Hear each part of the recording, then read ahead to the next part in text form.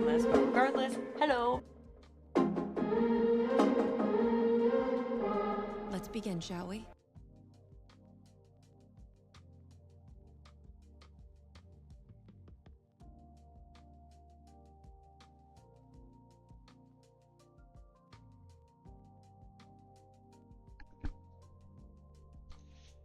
Hi, hello.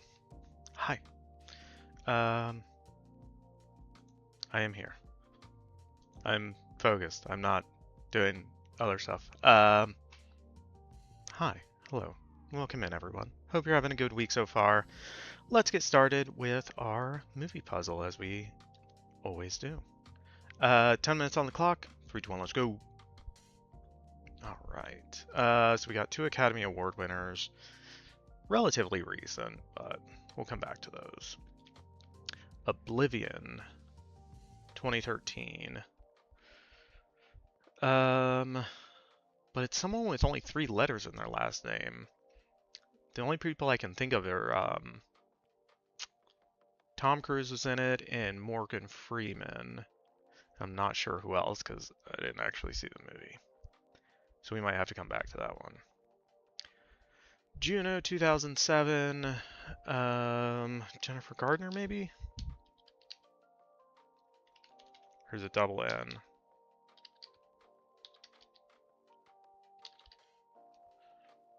Maybe?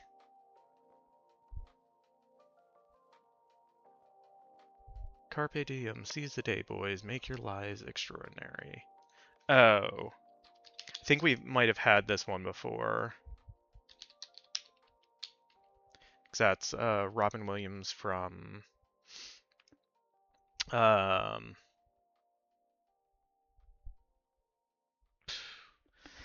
brain's going blank. The movie where he was a teacher.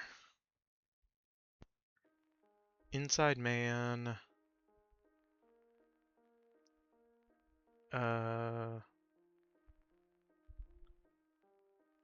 Yeah, Dead Poet Society. Inside Man. I'm not sure who this is going to be, because it's not Clive Owen, it's not Denzel Washington, it's not Jodie Foster. And those are kind of the 3 leads in it, so come back to that one. Miranda Priestley.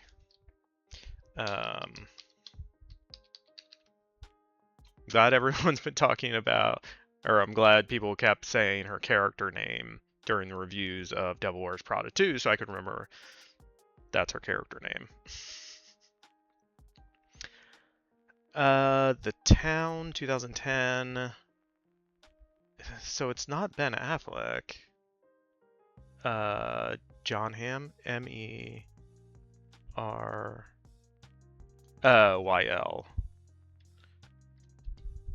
Not Merle? John Hamm. Then the Disaster Artist was James Franco, Seth Rogen.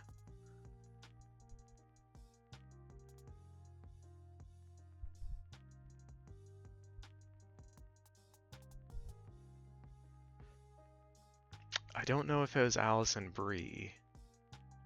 She might have been in it. But I'm not 100%.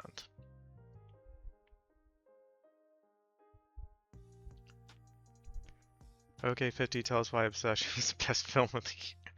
After we get done with our movie puzzle. This one is a bit of a struggle so far.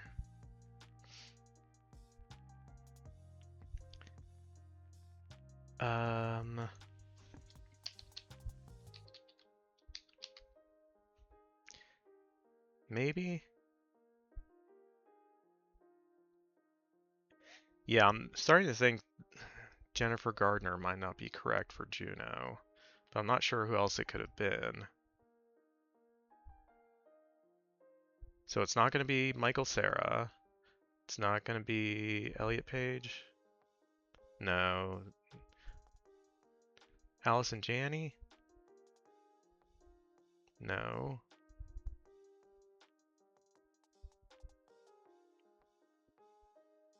The only other person,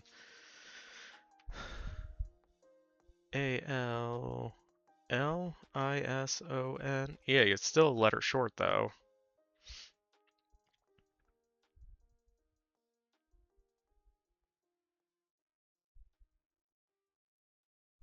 And then Jason Bateman was Jennifer Gardner's husband. That last name's too long.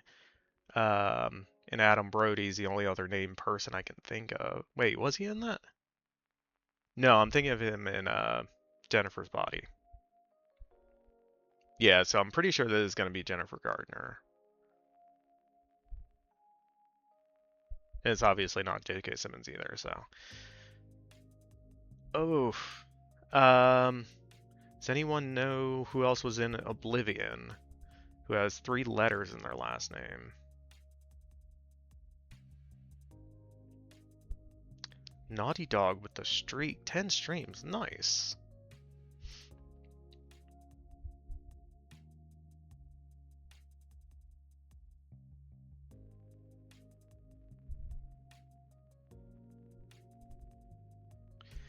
And then I don't think Alison Brie is correct.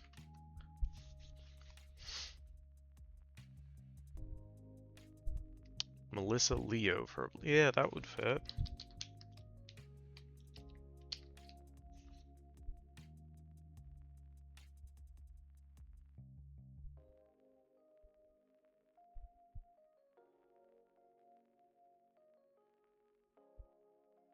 Yeah, this is going to be a weird first name if it has 2 letters then ENN.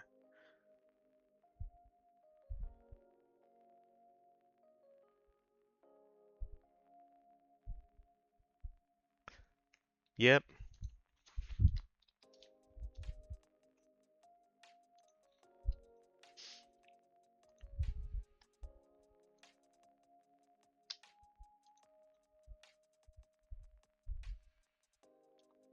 Oh, so this is going to be Christopher Plummer. Oh, no. No, it's not. Never mind. We'll find out who it is. Chiwetel Ejiofor.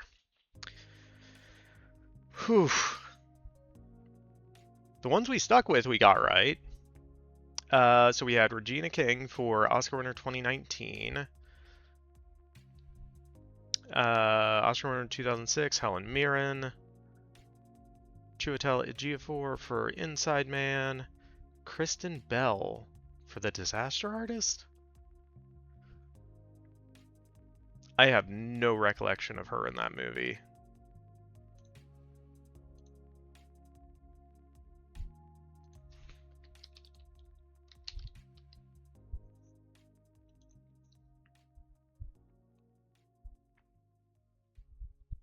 I'm just curious.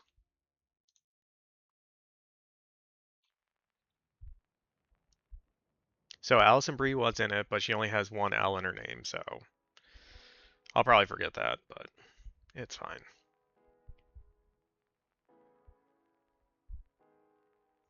We're scrolling, and we're scrolling, and we're still scrolling.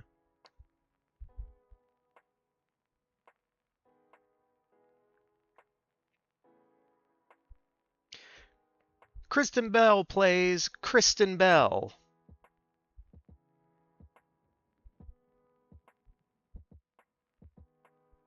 So she was probably in it for like, oh, when they were doing the clips of actors talking about The Disaster Artist. Disaster Artist was trash, agreed. It was just an excuse for James Franco to imitate Tommy Wiseau. Yes. I thought it came across extremely... What's the word I'm looking for? In bad taste. Like, it did not come across as though they had some reverence for Tommy Wiseau or The Room. They were just being mean. And I just made me feel icky watching it, for lack of a better word. But we got back on the win, got our success rate up to 92%. The book was great. It was just them recreating scenes from the room. Yeah, a lot of it was. And actually, the first time I saw the room was actually when the disaster, right before the disaster artist came out, kind of like in preparation for it.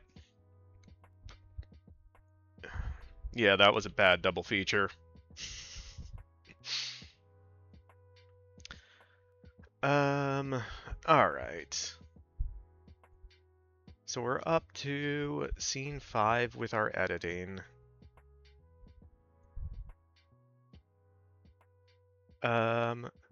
Wait, so Naughty Dog, do you want me to talk about Obsession now or wait until other people get here so I don't have to repeat myself? You probably don't care, you just want to know.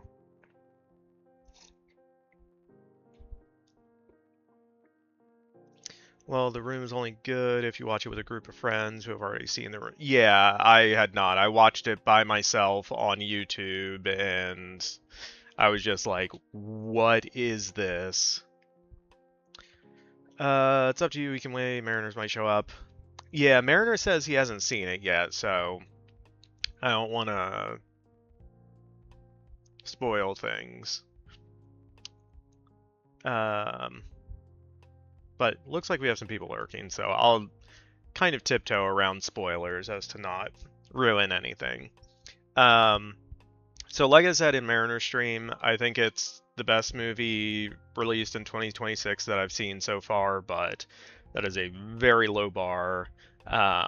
Project Hail Mary is the only other decent movie that I've seen released so far this year. Mariners! Hi, hello. How are you doing?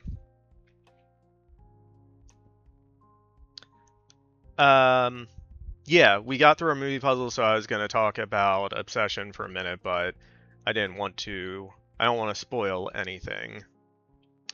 And I was just repeating what I said in your stream. Yeah, I get all the hype around Indy Neveretti, I think is how you say your name, or just Neverett. Yeah, she was amazing. I want to see her do anything she wants to do because, yeah, she was incredible throughout that whole thing. The way she would just like snap back and forth between different uh she would snap back and forth between different versions of herself, we'll say. Yeah, she very much is the reason the movie works. If she was not able to pull off what she did in the movie, it would have been a complete disaster. I think I heard the Zach Krieger interview for that guy who made Obsession, got his break from a film he made for like $800 or something. Jeez. Yep. Dude, the scene where he calls a number on the box. So,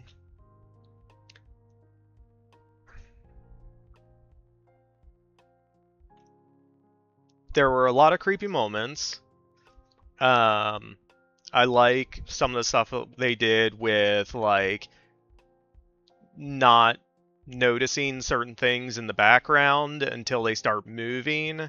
I thought that was done well a couple of times. And I thought I laughed quite a bit.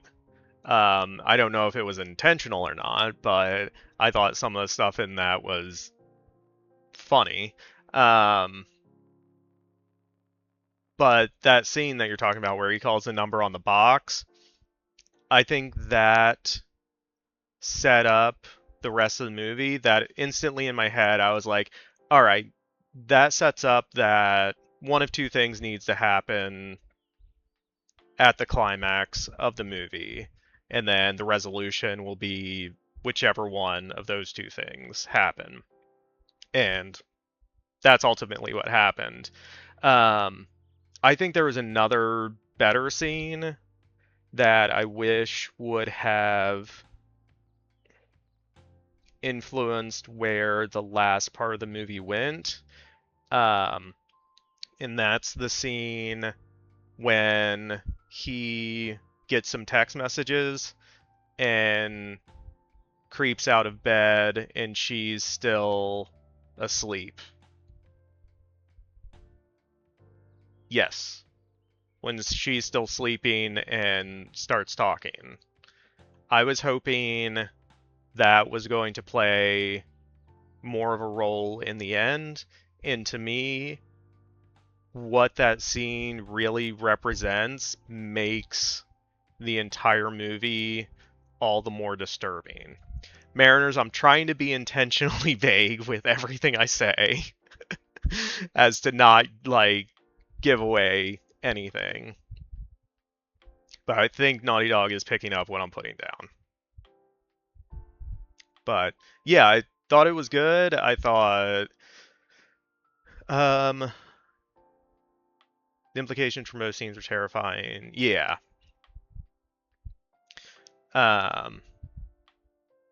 Yeah, I thought more could have been done with it, but I thought it was very well done in what it did as just kind of a straightforward horror showcase for Indy Neverett. And like, if for nothing else, like just watching it for what she does and what she's able to do, I think is worth it. Yeah, the way she is able to turn on a dime in the middle of a scene is just incredible. Mariners with the streak as well. 3 streams. Nice. We like to see it. Like that was Real Nikki with the glasses at the party.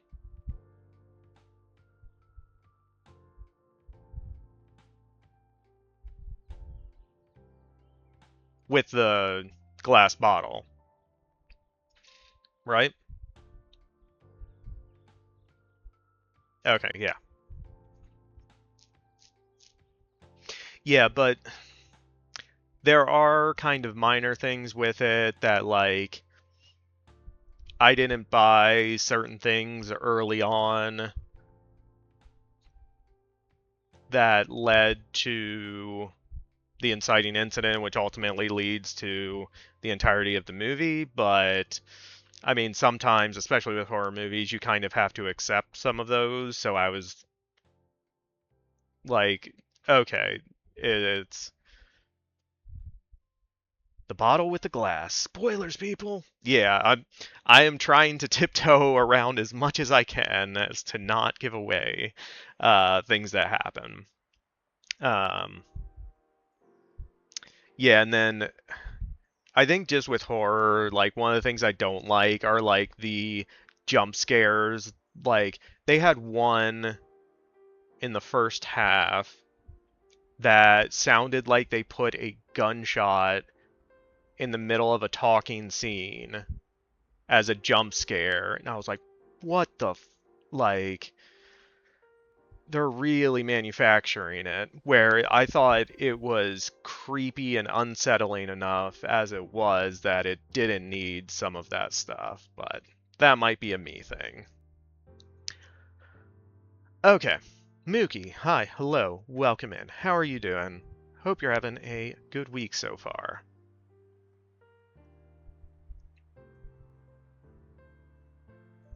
And that is obsession discussion. Until someone else shows up and asks what I thought of it, then I can go through it all again. Yeah. So, back to us writing our own movie. It was good, fantastic indie horror. Yeah, I liked it.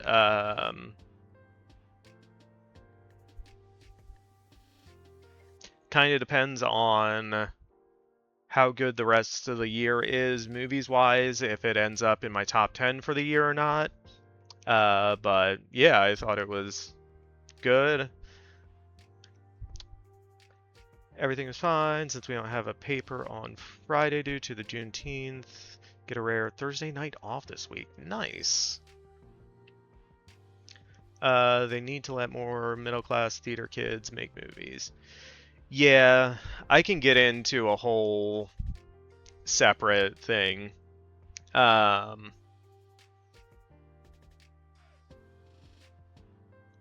do this quickly. I'm excited to share what I've got when I feel okay to do first 10 pages. No pressure to actually read or providing feedback. Just be good for me to share it. Yeah, as I said, feel free to share it whenever you'd like, and I will try to look it over when I have a chance.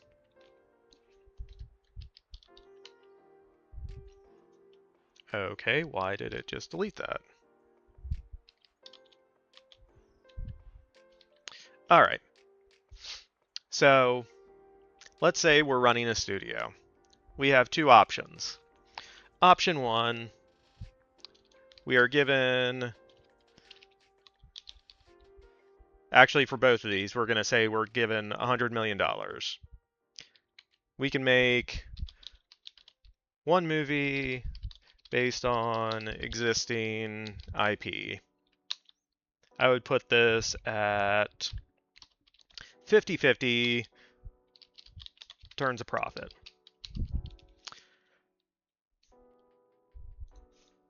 As a current example, for a movie in theaters right now, Masters of the Universe. It's not going to make its money back. It cost over $100 million. Kind of beside the point. Or you have the same $100 million and you make, let's say, 50. Where's the dollar sign? $2 million movies. Master of the Universe was pretty fun, though. Yeah, like, I've heard fairly good things from people who have seen it, but just not that many people seemed all that interested in seeing it. Or you can do 50 $2 million movies. Take chances on unknown, we'll say creatives.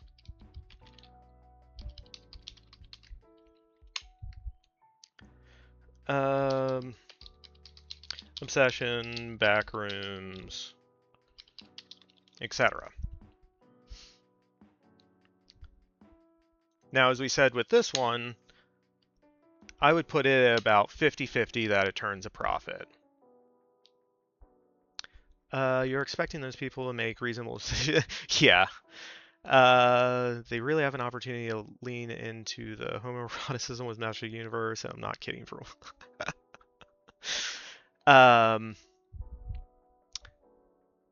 but with the 50 movies at $2 million, the chances of them hitting is going to be much lower. Like, what happened with Obsession does not happen at the box office.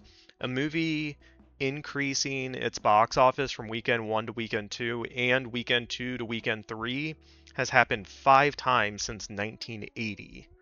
So that's how rare that movie is.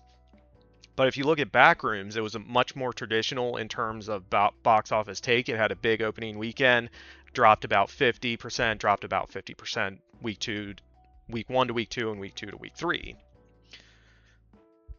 That's why horror movies are given low budgets. Blumhouse has nailed the form. Yes, Blumhouse has done really well with this. 6 when you make our...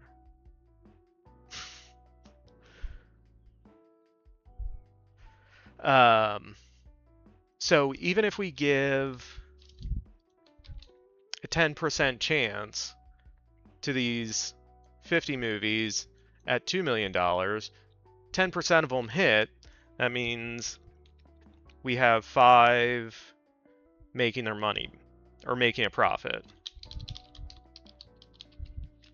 And if one of those hits hard, that can cover all of it, all of the 100 million. So would you rather have a coin flip to make your $100 million back? Or would you rather have 50 chances, each with 10% of a chance to make your money back? And obviously, a lot of these numbers I'm pulling out of thin air, so this isn't like hard and fast. There's a chance all 50 of these lose money and bankrupts a studio. It has happened before. And there's a chance this 50-50 hits every time, like it did for Marvel for a very long time. But long term, I think there needs to be more of a balance between these two approaches, or else we're just going to continue to get the same old year after year, with it being incredibly hard for new and unknown people to break into the industry. Mariners, you can absolutely add on to this rant. If it's a rare and valuable coin for the flip, maybe, otherwise, no. Yep. And don't get me wrong, like, I love my big budget, based on existing IP movies. I've seen everything Marvel has put out. I'm not against it. I think the math has changed and the studios are slow to catch up.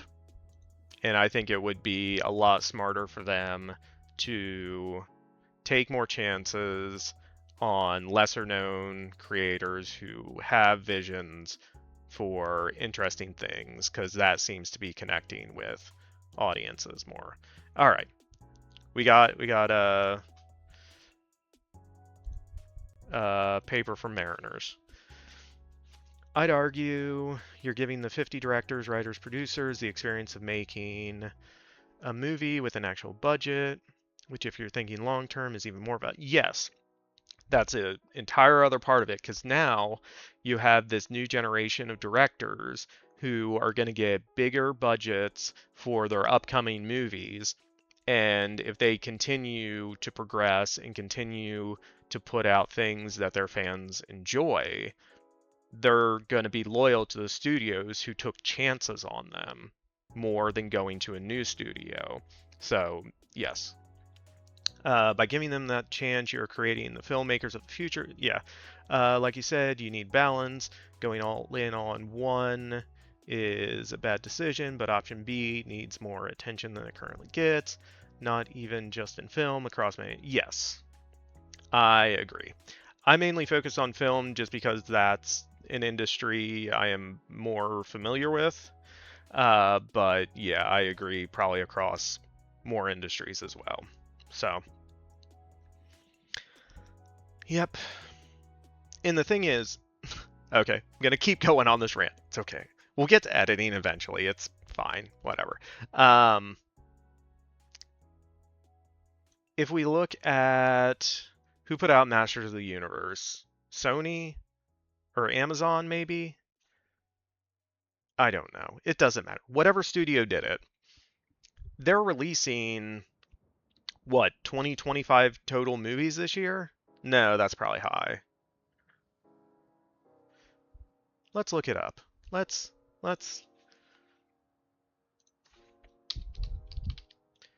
Masters of the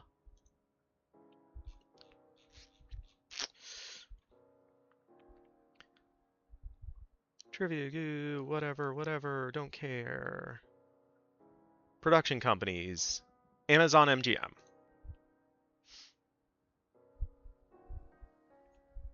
Amazon MGM is weird because Amazon might release stuff directly to streaming. Like, yeah, a lot of their TV shows. But they also released Project Hail Mary, The Sheep Detectives, Crime 101, I remember that came out earlier this year. Mercy came out earlier this year. Is God Is came out already. So let's say 12 to 15 movies they release over the course of a calendar year, roughly. If they take one of those that has a higher budget and do this instead, I think it will help them drastically.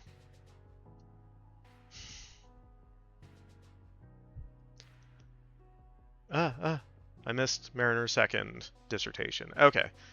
People are always like, TV is awful nowadays. Well, one reason probably is because same station, same right. Yes, making the same regurgitated shows each year when there's many talented writers, directors who deserve a chance, who never get one. It's not that creativity is lacking, it's that opportunities are. Completely agree. As I said last week, I think, a lot of the reason that a lot of people in Hollywood continue to get jobs is the people who are in positions to make decisions to hire people like them. They come in on budget and they come in on time. As long as they do those three things, they will continue to get work. MGM, Mattel, and for who made yeah. I could make a Desolation Fork on $15 million budget depending on how much I could get Fina Straza and Walter Schobel to sign on for. Heard 50 could contribute $10. Yeah, like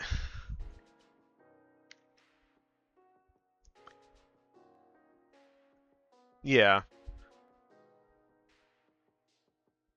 I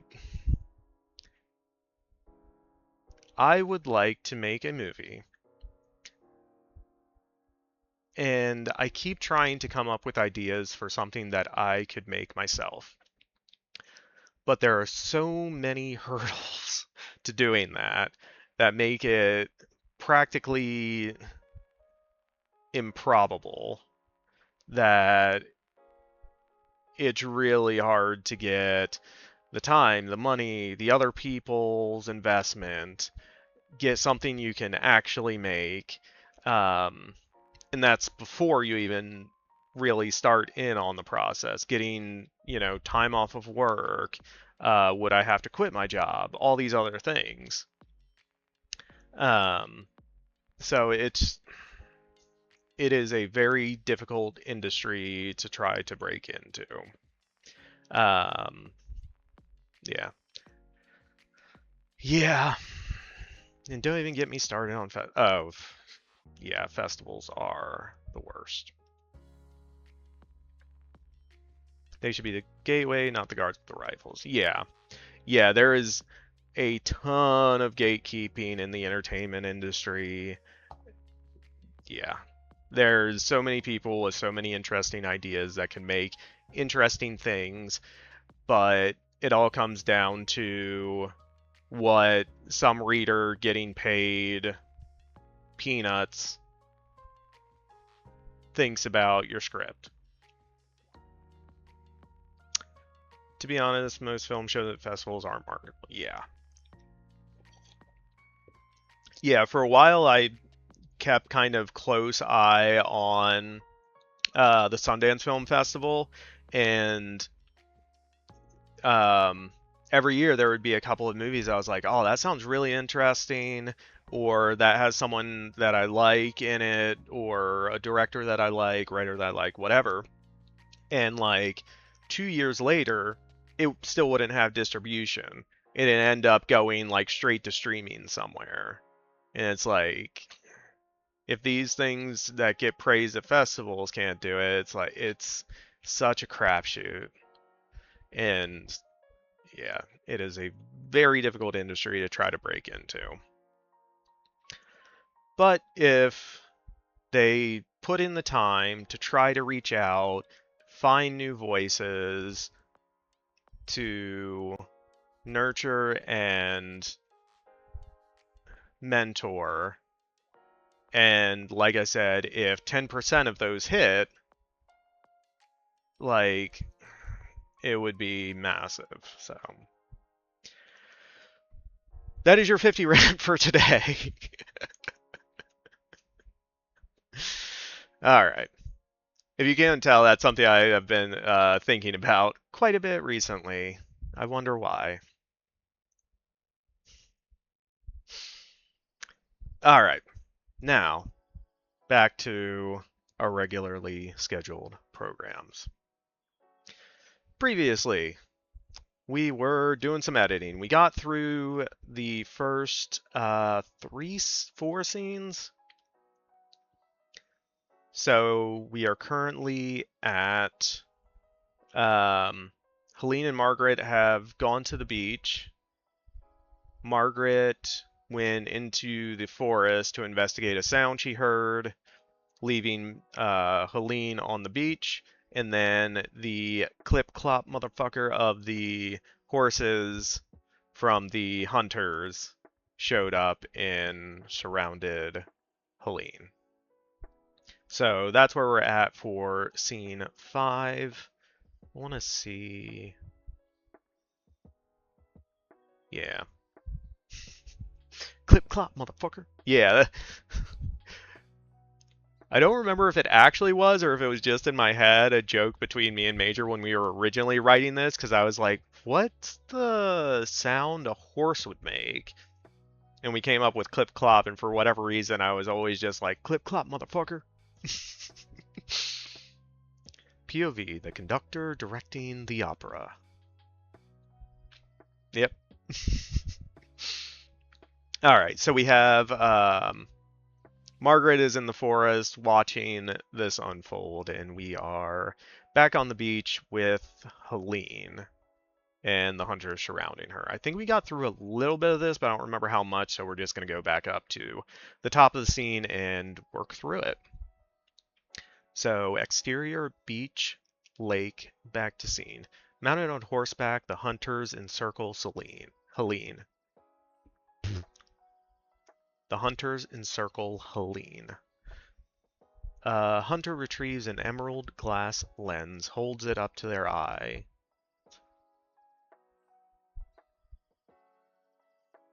Do I need holds it up to their eye or just retrieves an emerald glass and looks over Helene?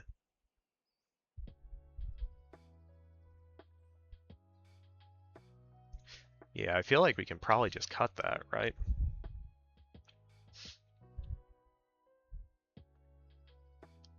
A hunter retrieves an emerald glass lens.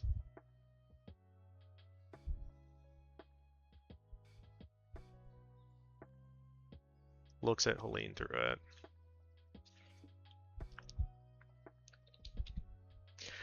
I feel like it's implied, though, if we say a hunter retrieves an emerald glass lens and looks over Helene, that he's looking through it.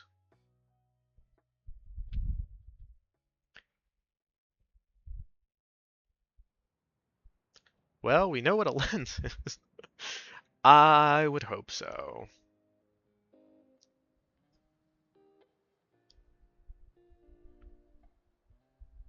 So a hunter retrieves an emerald glass lens, looks at Helene through it. Yeah.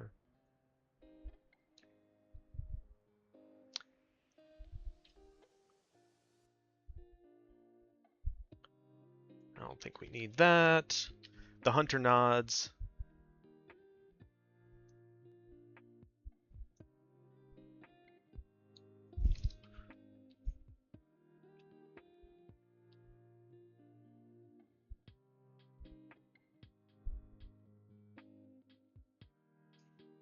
Examines Helene. Yeah.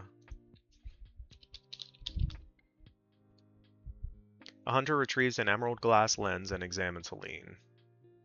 I think we can get rid of and there and just comma it. Examines Helene. Yeah.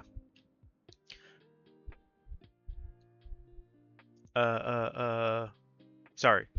Going back. This is where I often have problems trying to figure out how much is implied and, okay, how much do I have to spoon feed actually? Yeah, me too. That's why I usually overwrite them initially and then try to cut them down on the edits. Trying to guess what kind of reader you may get is yes. Very annoying. Hi, hello, welcome in, new friend. Can I play in your movie? I'm a very good actor. My name is Rodrigo. Hi, Rodrigo. Welcome in. Um, with a name like Rodrigo, I'm assuming you are male. Yeah, we're not casting just yet. We do have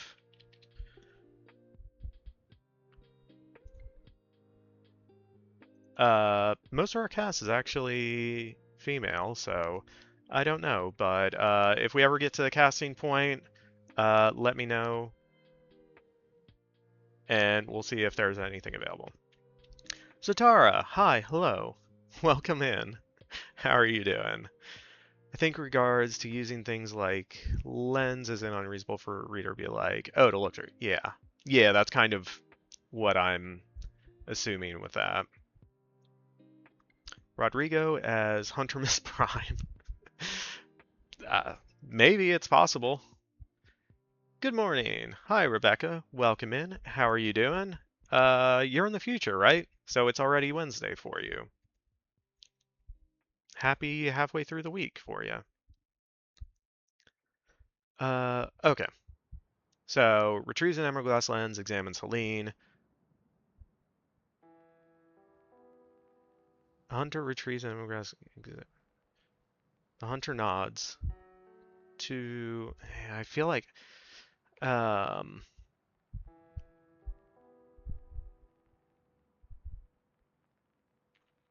I might need to make this guy like lead hunter just for clarity.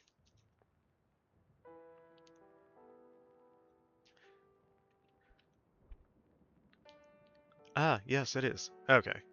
I had to drag myself out of bed because it's both cold and I slept. Oh, that's never a fun combination. Usually when it's cold, I always sleep better because I get to like wrap up under all the blankets.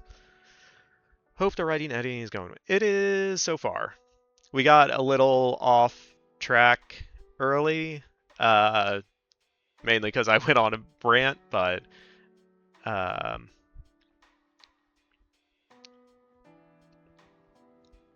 yeah, I use Hunter 1 here, um, but I'm thinking in the action lines, if I call one of them like mounted on horseback, the hunters encircle Helene, the lead hunter retrieves the emerald glass, and just refer to them as like the lead hunter, just for clarity on this subsequent line.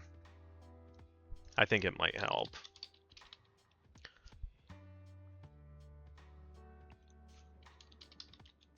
So by just saying the lead hunter nods, two hunters dismount, close in on Helene.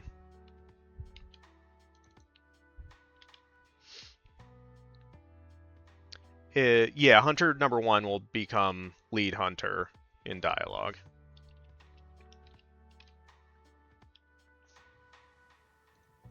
If I can click there.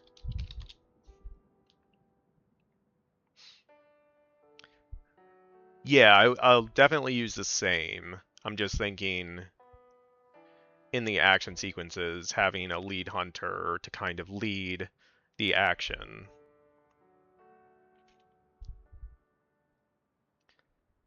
Yeah, it wasn't the cold that disrupts sleep. It was evil glue. Ooh, that is unfortunate. Um, I'm probably not going to search and replace that just because I know we're going to be editing through it right here, and I think it's just this section, so I'll hit it as we go through it. Duncan, hi, hello, welcome in. How are you doing? Screenplays, it's fine. If you're established, there's more one type of character, unless you need to distinguish between them for some reason, male cop, female cop, for example. Yeah.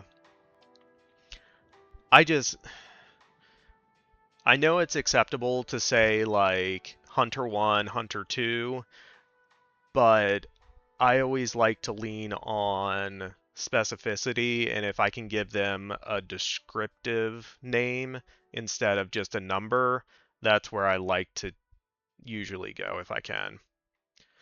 A little sad, but surviving. Surviving is important. It's fair, it's only a short section, it's not huge. Yeah.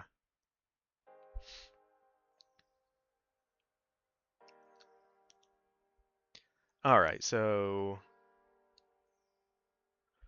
Mounted on horseback, the hunters encircle Helene. The lead hunter retrieves an emerald glass lens, examines Helene. The lead hunter nods. Two hunters dismount, close in on Helene, rope in hand. Helene, what is this? Lead hunter, you stand accused. Helene. Accused of what? The hunters on foot grab hold of Helene's arms. Think maybe tie the rope around her wrists. Tie the rope around her wrists. So then hunter 1 will just become lead hunter again.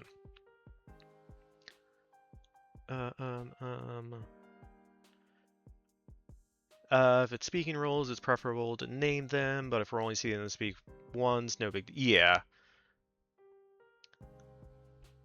Yeah, and since they're too insignificant for names, I figured numbers are fine, but then I haven't really examined enough cast lists to see if numbers get commonly used or not. Yeah, like if they're only in one scene and only have like 1 or 2 lines, using numbers is generally fine. If they're in more than that, then you want to give them a name. But like I said, I like using more descriptive names, titles, if I am able to.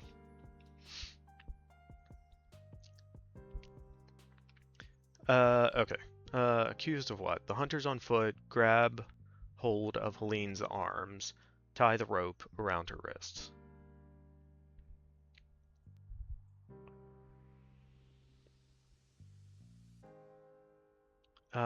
Enough questions, which, hearing the word, Helene resists, tries to writhe her hands free.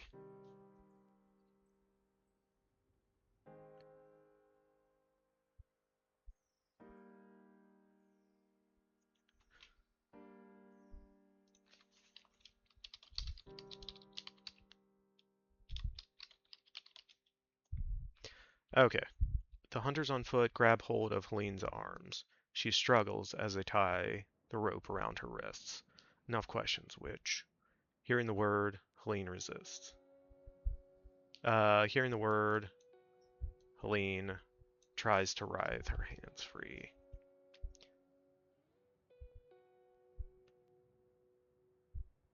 Is writhe the right word I want?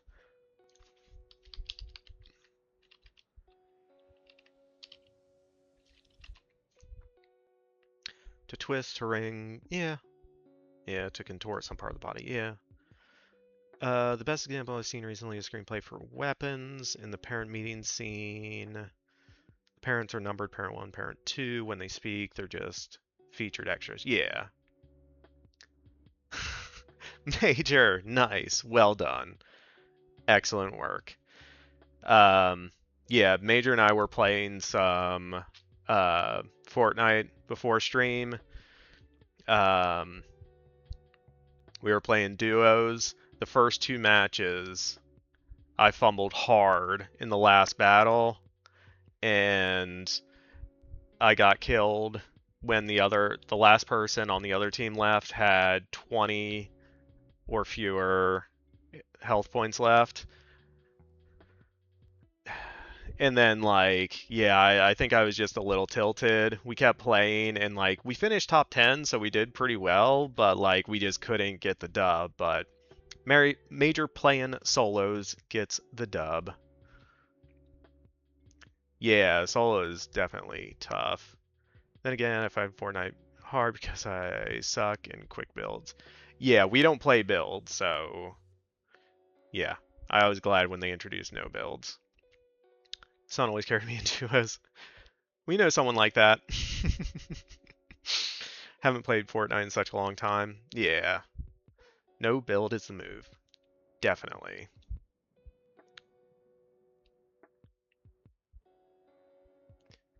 Oh,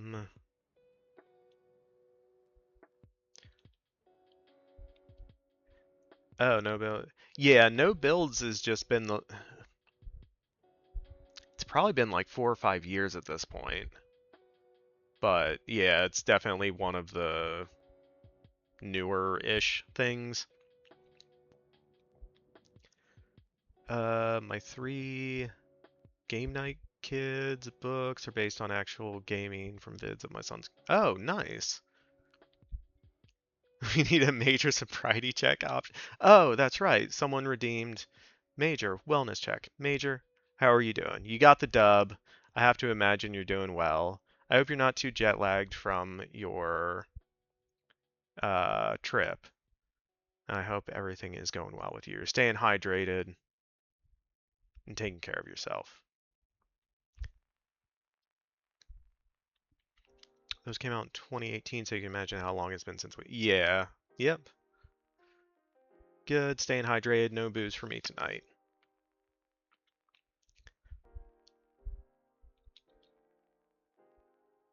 Um.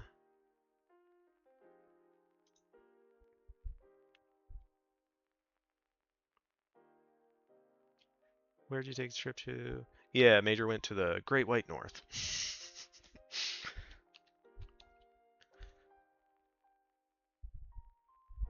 Okay, so I have to find another word for struggle because I don't want to use it twice. Right there.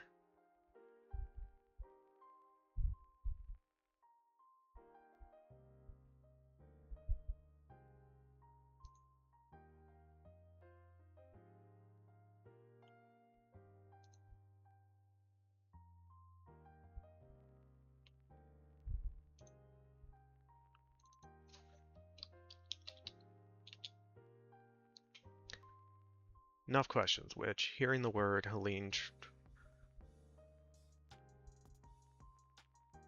Yeah, I think we can just say. This is one of the things I always overwrite and then try to cut down as much as I can on editing. So, hearing the word Helene rise her hands. The hunters strive to keep her restrained.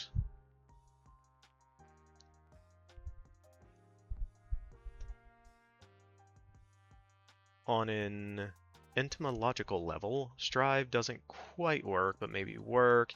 Gives the same, it takes effort, tone, and struggle. Yeah.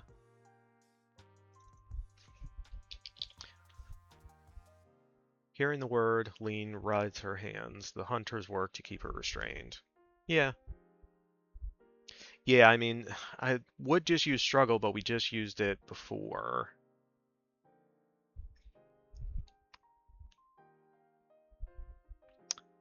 Could we use labor? Nah, work is fine. We'll leave it. No use in resisting. The lead hunter pulls back his. I believe we gave him a cloak instead.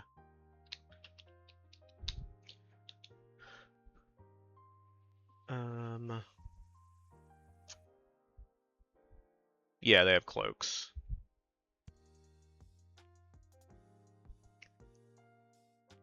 Sometimes it's a priority. Yeah.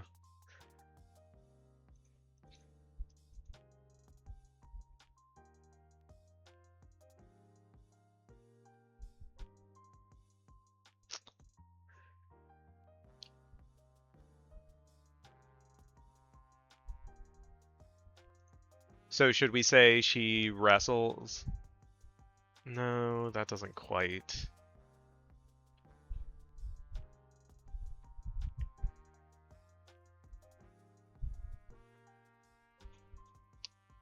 Yeah, wriggle. Squirms, rise, twitches, twists, jerks, jiggles, wiggles, thrashes. I like that. But I wouldn't say thrashes. And the etymological, the wrong. Oh, I used the wrong word. Thing that one buzz. Thrashes, definitely. Sylvie, hi, hello, welcome in. How are you doing?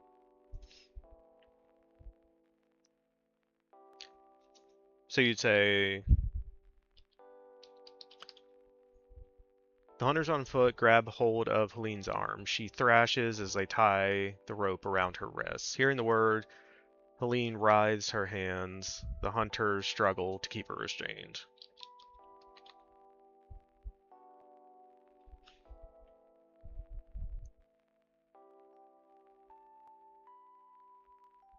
Oh, okay. Yeah, I think I mix up those as well. Etymological and yeah. Etymological and entomological. You can even short to hunters apprehend Helene or something. We've established that there are some dismounted.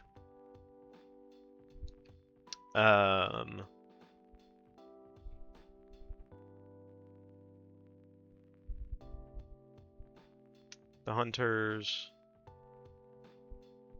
Oh, here.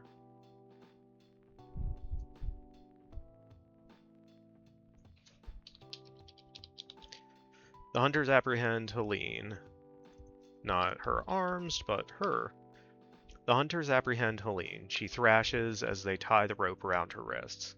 Lead hunter, enough questions which, hearing the word, Helene raised her hands. The hunters struggle to keep her restrained. No use in resisting. The lead hunter pulls back his cloak to reveal a ward stone, a stone carved with a sigil used to repel magic. You have no power here.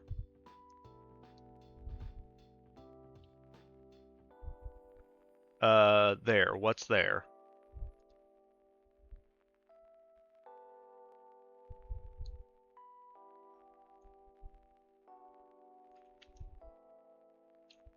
Punchy, I like it. Nice. As long as oh.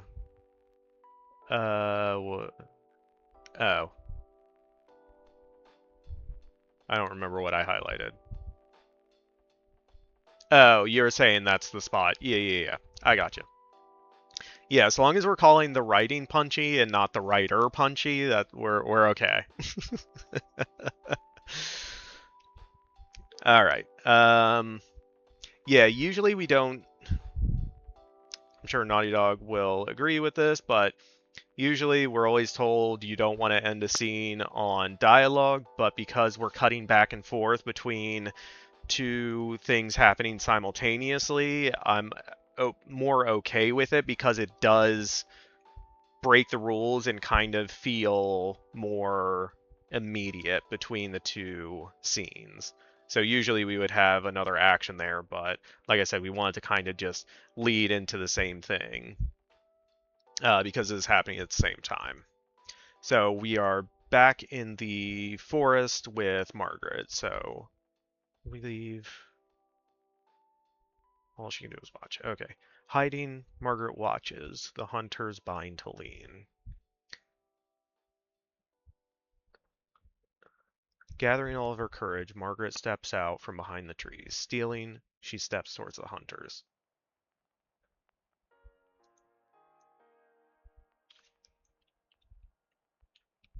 Hiding, Margaret watches the hunters watches. The hunters bind Helene. Gathering her courage, Margaret steps out from behind the trees. Steps out.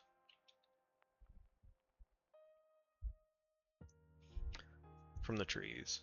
It's perfectly fine to end a scene on dialogue, good for beats or emotion, or even as a transition. Perfectly fine. Yeah. Yeah, it's just doing it in the right spot, not if you're shifting from like one place to another place in time. It feels a little disjointed. And with action for impact, though. Yeah. Exterior, forest, same. Hiding, Margaret watches. The hunters bind Helene. Should we say bind Helene's hands? Hiding, Margaret watches. The hunters bind.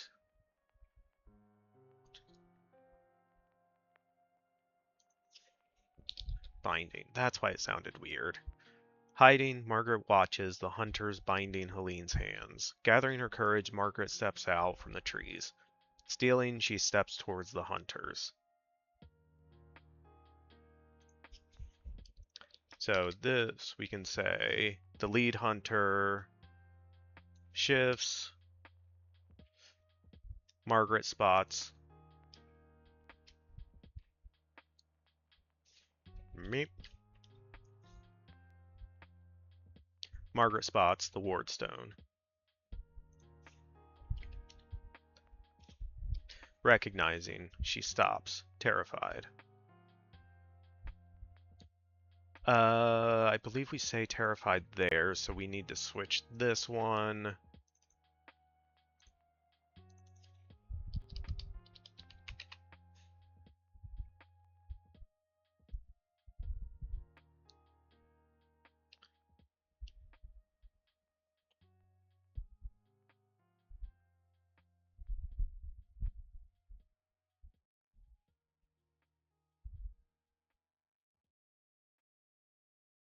Affrighted, intimidated, petrified. Feel like aghast is good. Recognizing, she stops, aghast. I personally like to end with dialogue to move into another scene. For example, currently cleaning up a scene where a character's dad gives him a survival kit and warns him about bears. Cut to the dad explaining the bear safety tips at town hall. Well, yes, like you said, there between those two scenes, though, you're using that to create a thematic transition. You're not moving on to something else completely different. It's a bridge, it's a transition between two scenes that are sharing a thought, and you're trying to continue that thought between those scenes.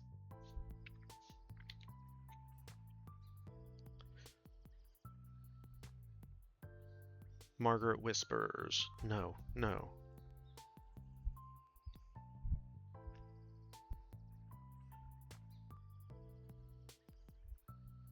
Margaret retreats.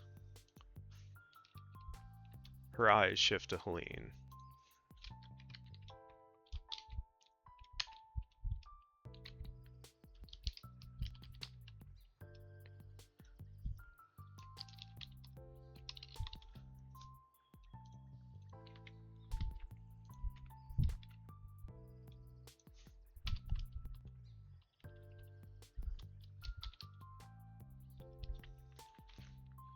Alright, yeah, this is something I wanted to add into this sequence because it ties back into the end, the idea of Margaret always running, and when she's in a difficult situation, she's even saying, run, run away.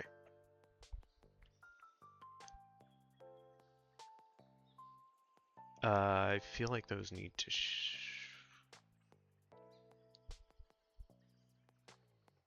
yeah, these need to flip. Because she would hesitate first and then retreat. Recognizing, she stops, aghast. Margaret whispers, "No, no." Margaret hesitates, conflicted. Her eyes shift to Helene. Margaret whispers, "Run, Helene, run." Margaret retreats.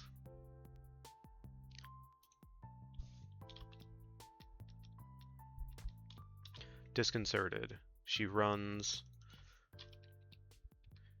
into the forest, away from the hunters, away from Helene. Margaret retreats. Disconcerted, she runs into the forest, away from the hunters, away from Helene. Yes.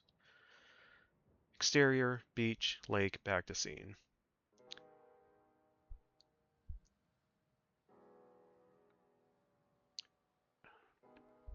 Helene bound, hitched to one of the hunter's horses. The hunters set off to... It's also time for me to kick my ass at words on... Oh, yeah, we are at that time. Alright, yeah, we'll pick back up on 7 and try to get through the rest of the opening when we get back.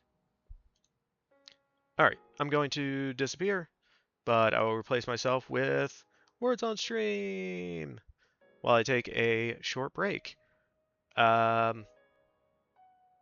Yeah, it'll show letters. You type the words in the chat. If they're real words, they will give you points.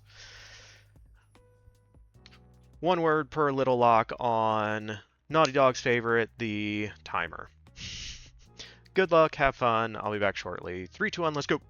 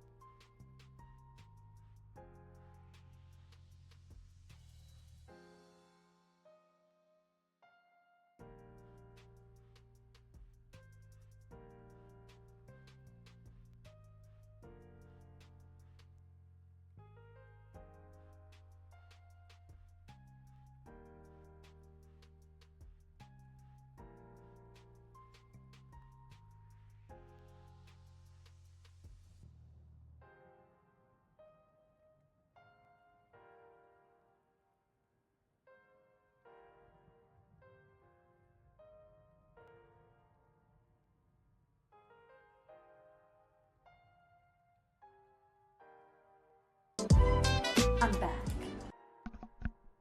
GG's chat.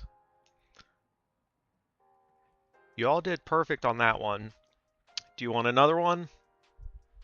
Or is Naughty Dog gonna be like, no, no, we're good? I'm gonna take it while you still have the lead. Send it. We're doing another one. All right. Round 3. Fight. Nah, this is a team game. We're all working together. This one, yeah, one of the letters is fake.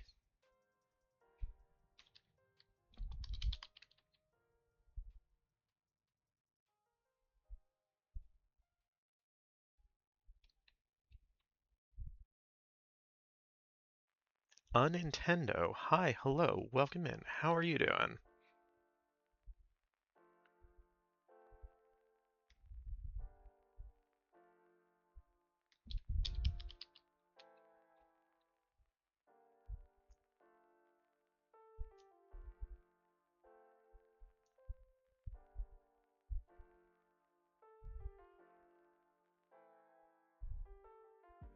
Okay, so the N is a lie. N is a fake.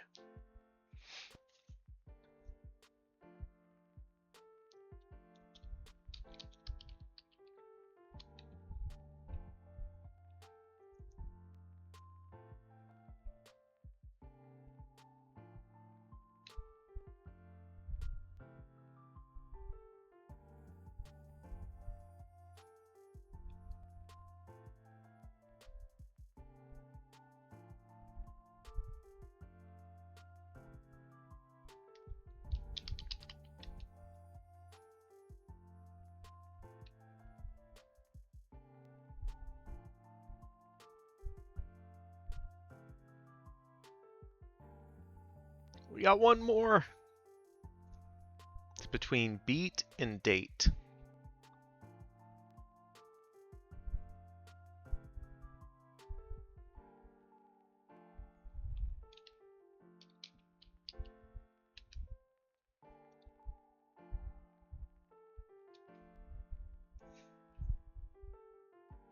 Ooh.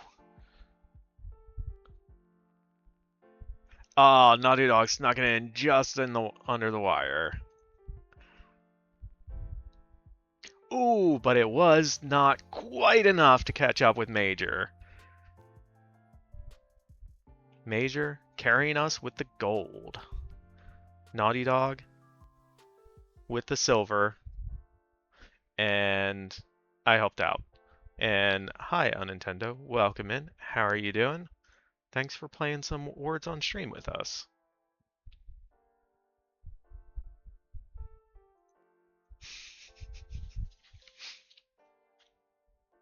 Yeah, if Major locks in. Yeah, she's gonna win. Yeah, she had to get warmed up. She got her dub in 40s, now she got it in Words on Stream.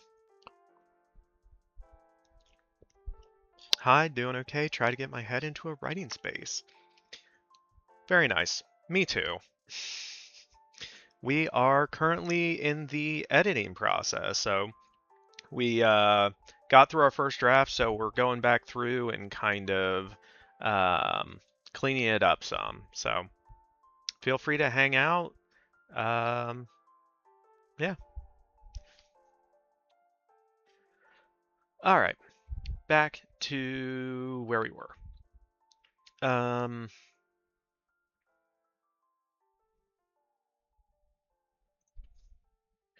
we're actually going to remove that. All right, so we are back on the beach. I feel like the phrasing of this I don't particularly like, so I need to figure out how to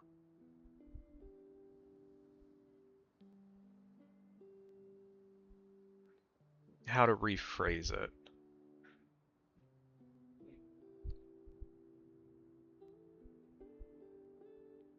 Helene bound hitched to one of the hunter's horses. The hunters set off.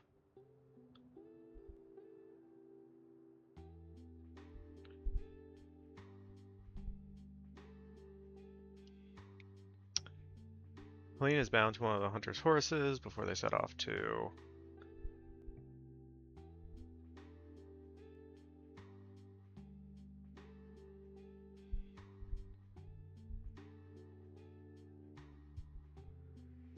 With Helene bound to one of the horses, the hunter set off. Yeah.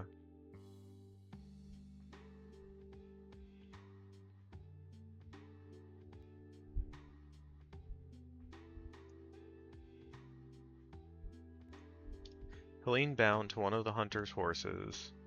They set off too.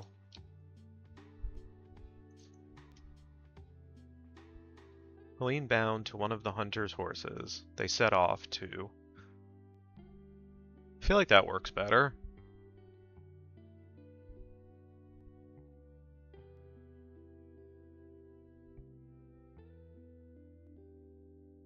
Or should I switch they and hunters? So Helene bound to one of their horses, the hunters set off too.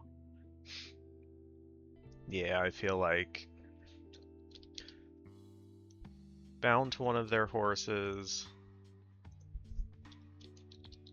the hunters set off too. Or bound and hitched, bound to the horse might sound like tied to the undercarriage.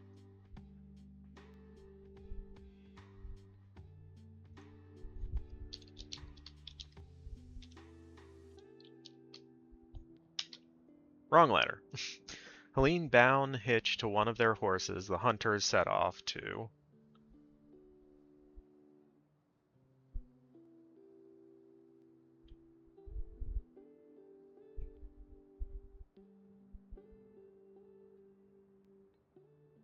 Yeah.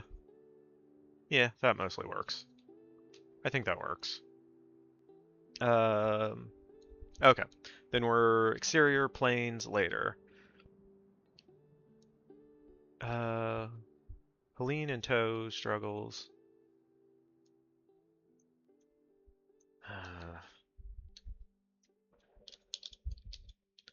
Helene in tow struggles to keep her footing as the hunters ride across the...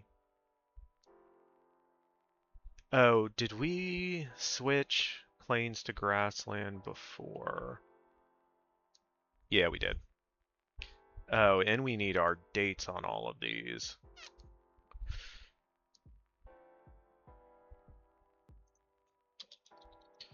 One, 6, 2, 7.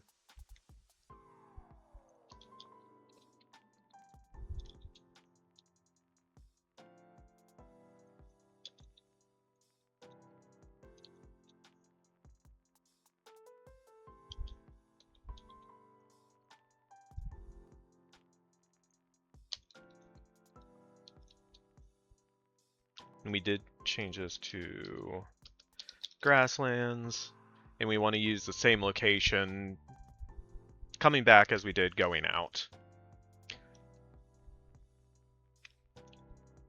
Is Helene being dragged, forced to march behind the horses? Yes. If not, what footing is she having trouble with? Apologies if Helene is a cow or something. I'm just getting...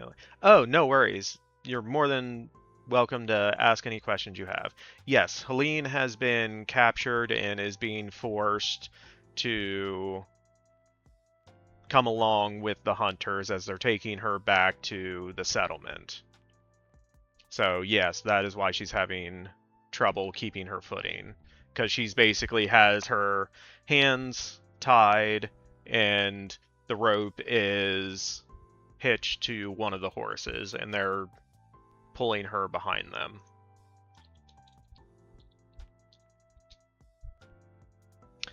Helene in tow struggles to keep her footing as the hunters ride across the open... You can just switch that. Plains.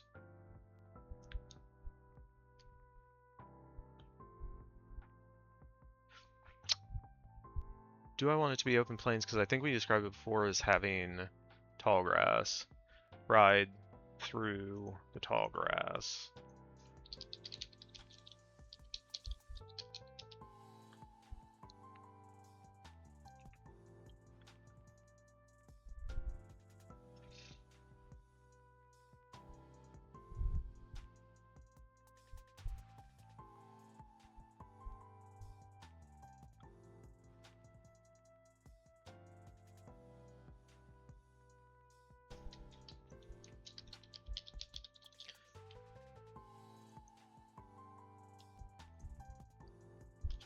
So, okay.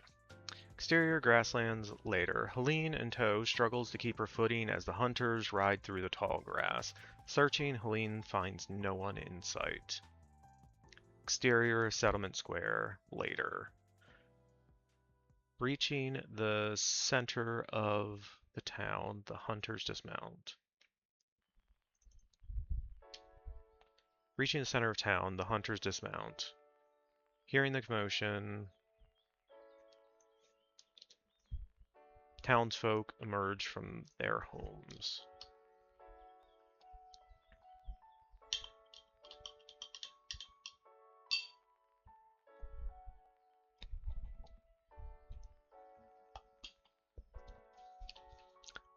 Pair of hunters disperse. Okay, so we do have the hunters dismounted. Pair of hunters disperse. Another pair escort Helene to the middle of the square.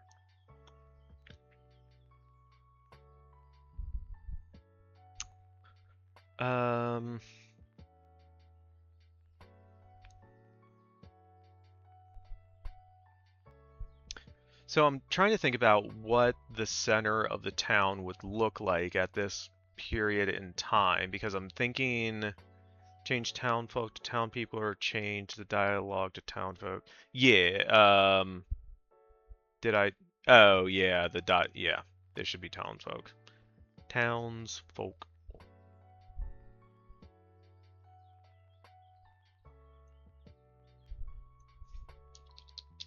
Townsfolk 1. It would be a square market, I imagine. Yeah, so I'm imagining it more as like a square, but I don't know if it would be like, if they would have it cobblestoned or if it would just be like dirt. Like, would there be a central point, or would it just be where the first people settled, and so that just kind of became the center of town? Maybe a community well.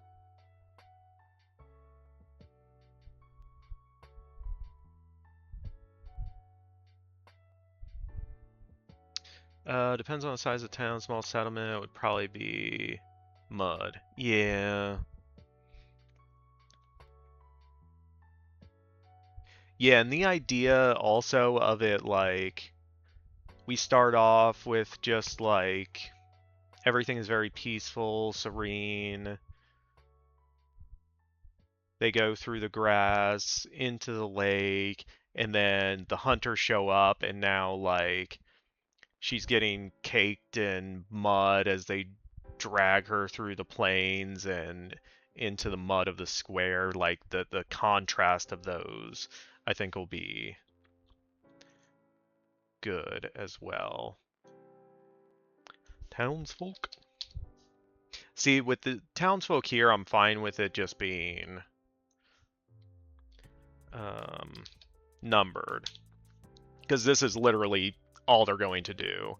Whereas this particular hunter has lines across a couple different scenes, and I want them to be, I think it's just going to be easier to communicate saying lead hunter. Yeah.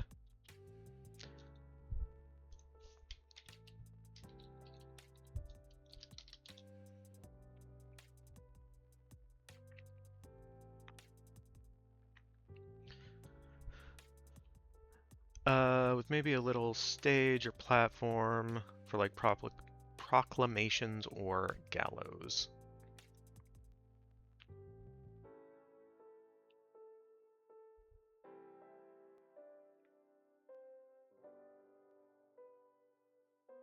Yeah. Yeah, I think I might just imagine it as being kind of the central intersection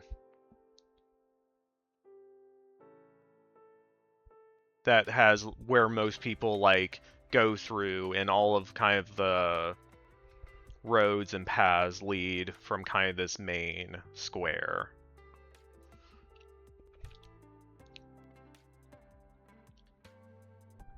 homes, a pair of hunters disperse, another escort Helene.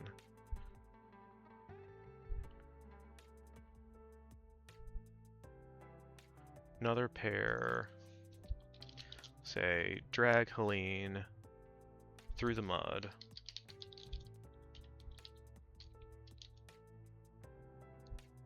I like the term plaza myself. Yeah.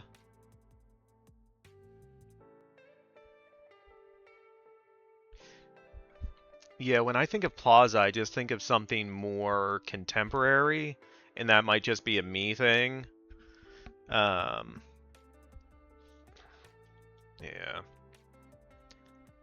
So, exterior settlement square later. Reaching the center of town, the hunters dismount. Hearing the commotion, townsfolk emerge from their homes. A pair of hunters disperse. Another pair... I might switch that. A pair of hunters... drag Helene through the mud. A pair of hunters drag Helene through the mud to the middle of the square. Another pair disperse.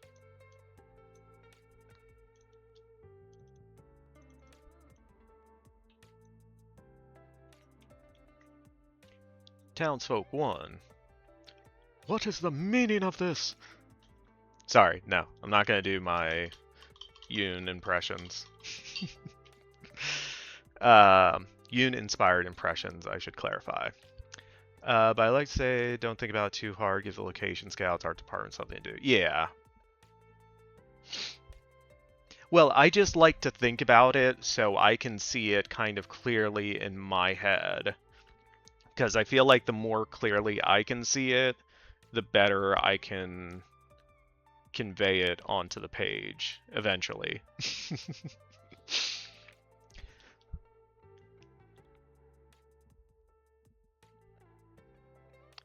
Let's cut up some of this.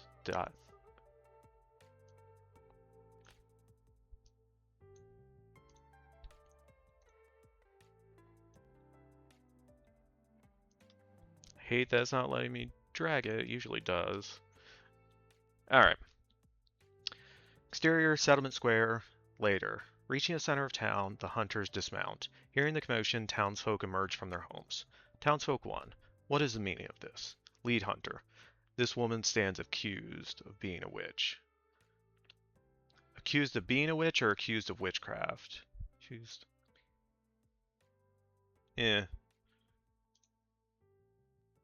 A pair of hunters drag Helene through the mud to the middle of the square. Another pair disperse. Townsfolk 2. By whose authority? Lead hunter. We need no authority. Townsfolk 1. What will you do with her? Lead hunter. She is a witch. She will burn. The townsfolk fall silent. Helene struggles against her captors. Help. You have to help. But no one does. They just watch. This woman stands accused of witchcraft. Okay.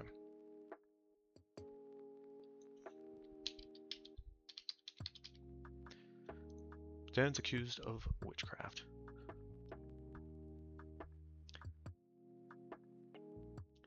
But no one does. They just watch.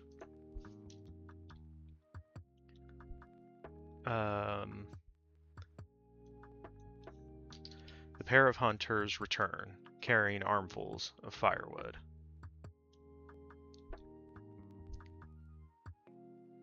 Townsfolk fall silent. Helene struggles against her captors. Help, you have to help. But no one does. They just watch.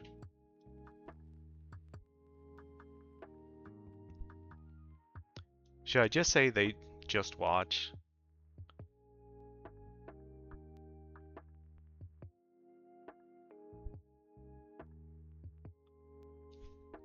Yeah, they help, you have to help. They just watch. A pair of hunters return, carrying armfuls of firewood. Exterior, ridge, forest, night. No, but no one does is your writer's voice. Okay. No one does. They just watch. A pair of hunters return, carrying armfuls of firewood. Exterior, ridge. Um, I'm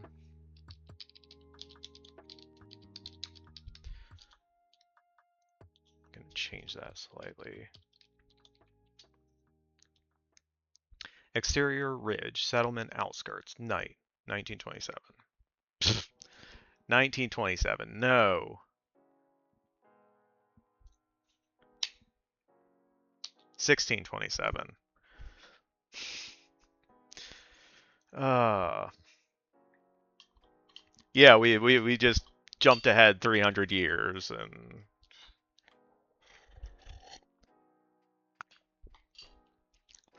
okay. Back in the correct time period. Now I'm gonna have to check all these.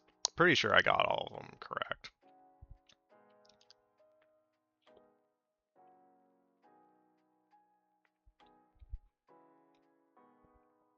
Okay, yeah. Looks like it. Breathless, Margaret emerges from the tree line.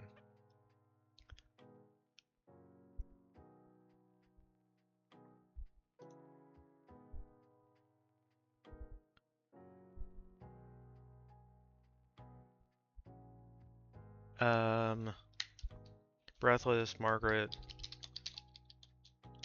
steps to the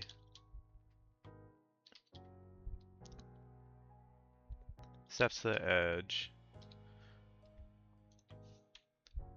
looks out at Breathless, Margaret steps to the edge, looks out at the settlement below. Torches illuminate townsfolk encircling a formation at the center of town.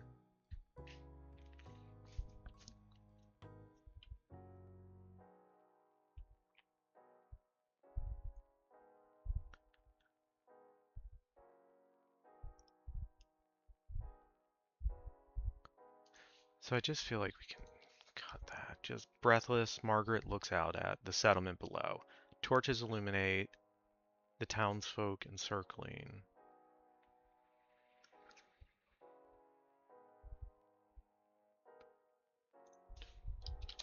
The townsfolk encircling a structure rather than formation. Breathless, Margaret looks out at the settlement below. Torches illuminate the townsfolk encircling a structure at the center of town. I've already kind of established that, so I don't think we need it. The settlement below. Torches illuminate the townsfolk encircling a structure.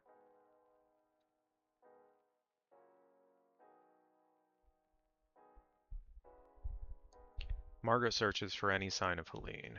Margaret whispers, "Where are you?"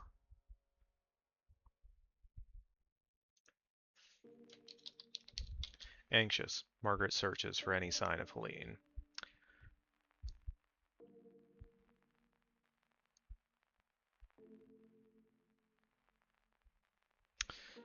Yeah. Torches illuminate the townsfolk, circling a structure, center of the settlement below.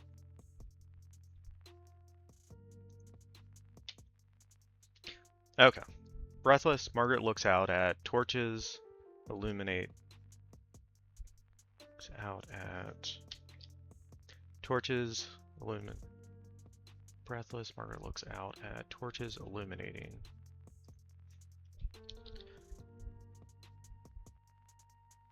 Breathless, Margaret looks out at torches illuminating the townsfolk encircling a structure at the center of the settlement below.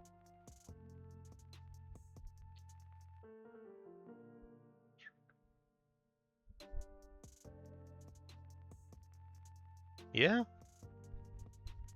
Torches illuminating the townsfolk encircling a structure.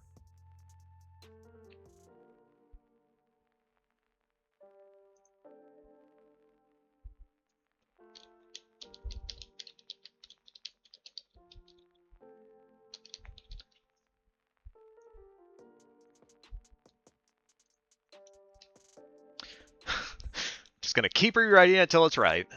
Breathless, Margaret looks out at townsfolk encircling a structure at the center of the settlement below, illuminated by torchlight. I think that's right.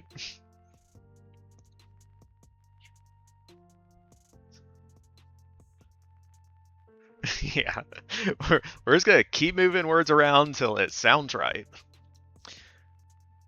Anxious, Margaret searches for any sign of Helene. Margaret whispers, "Where are you?" A massive fire ignites. Helene's screams echo.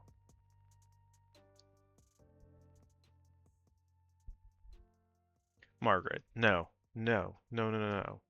Anguished, Margaret can do nothing. She covers her eyes, but the screams sting.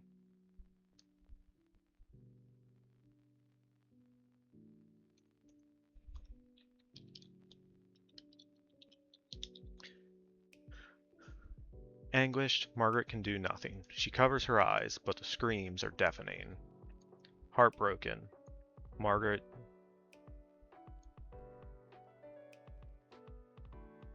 runs. Heartbroken, Margaret runs away from the settlement, away from the hunters, away from Helene.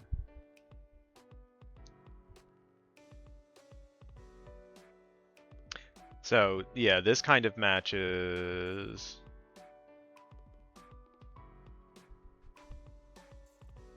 Oh, it's the same thing.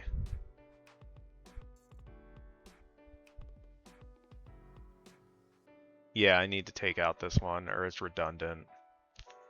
Who? It's alright.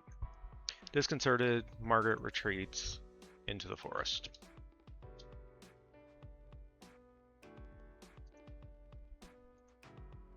Boop.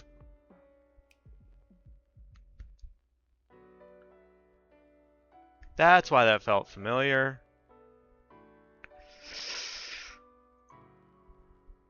Okay. We got through that. First 10 scenes down. 152 more to go. We got this, chat.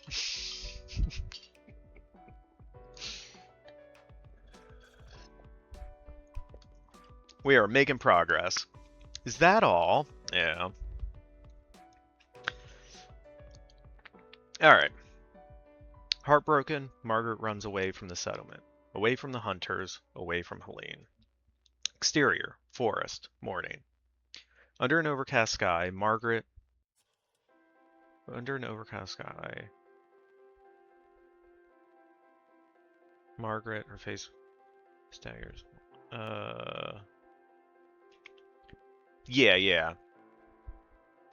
I agree.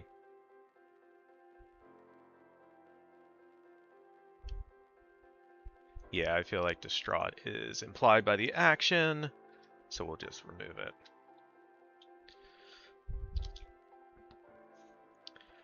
Under an overcast sky, Margaret... Yeah, we do need the comma there. Under an overcast sky, Margaret, her face covered with dried tears, staggers along, using trees to steady herself. She navigates...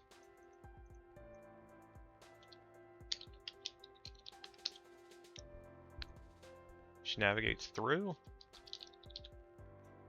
Under an overcast sky, Margaret, her face covered with dried tears, staggers along, using the trees to steady herself as she navigates through. Thunk. Tripping over a rock, Margaret stumbles to the ground. Tripping over a rock, Margaret stumbles, I think just to the edge of a pond. Thunk. Tripping over a rock, Margaret stumbles to the edge of a pond. Drained, Margaret struggles to lift herself up.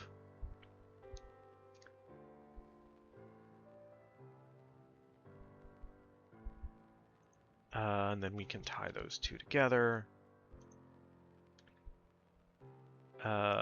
Seeing her reflection in the water's surface.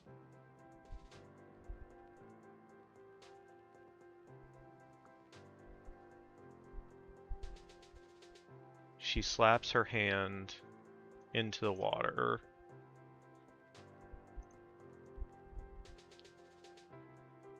Yeah, I think we just invert a lot of that.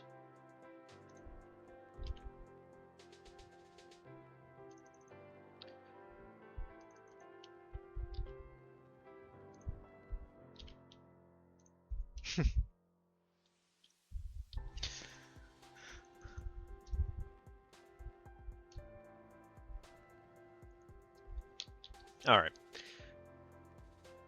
So, thunk. Tripping over a rock, Margaret stumbles to the edge of a pond. Drained, she struggles to lift herself up. Seeing her reflection in the water's surface, she slaps her hand into the water, disrupting the reflection, disgusted with herself.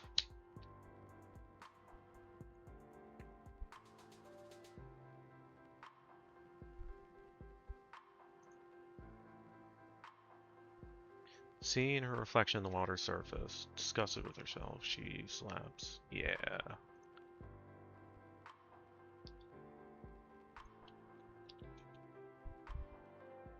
Seeing her reflection in the water's surface, disgusted with herself, she slaps her hand into the water, disrupting her reflection. Silence. Margaret searches her surroundings, but finds nothing. No one.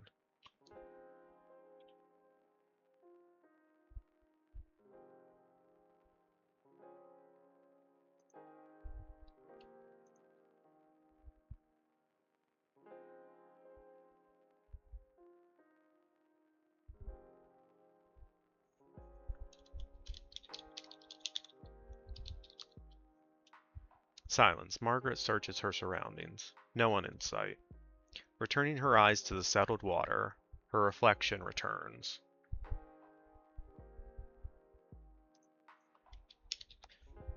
Returning her eyes to the settling water, her reflection returns.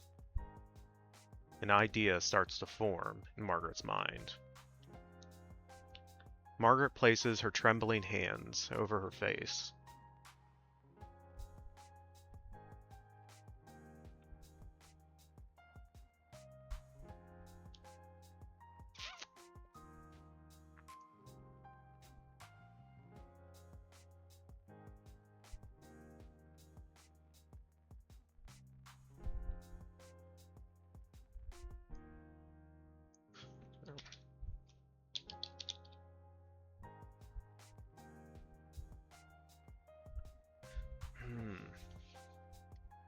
Margaret places her trembling hands over her face.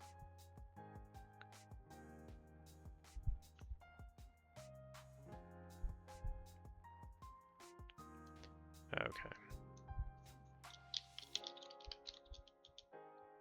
Moving them precise. Margaret places her trembling hands over her face, moving them precise. Ordinaire. Margaret inhales sharp, faltering.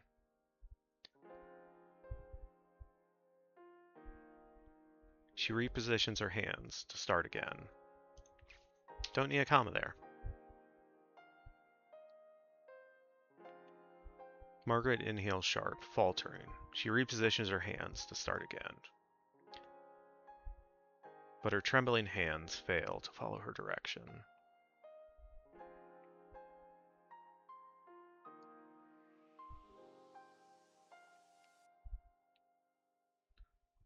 Okay, this is the second.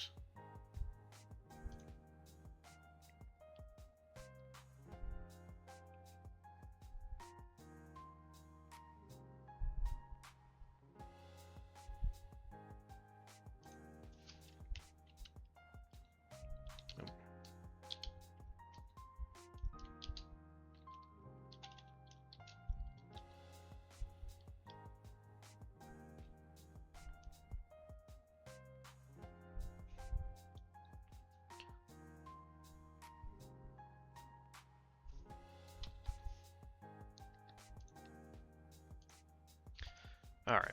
Margaret inhales sharp, faltering. She repositions her hands, starts again.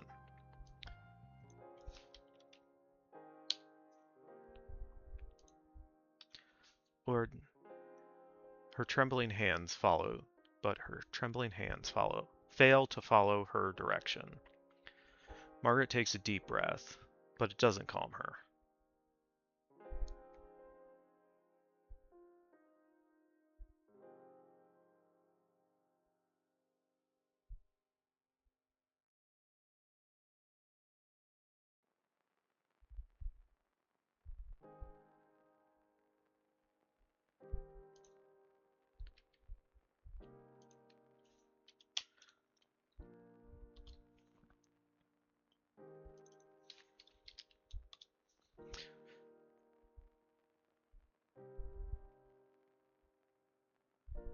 Margaret takes a deep breath. Determined, she places her hands over her face, restarts the movement.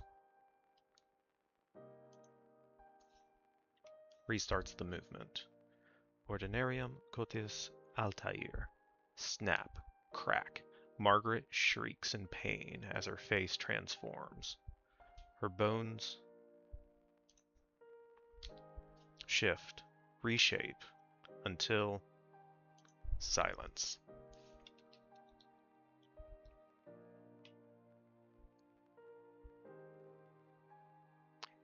Gasping, Margaret crawls back to the edge of the pond.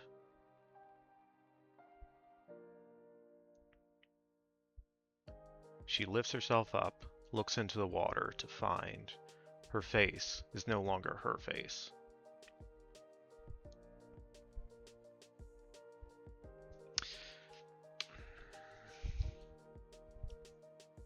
Gasping, Margaret crawls back to the edge of the pond. She lifts herself up, looks into the water.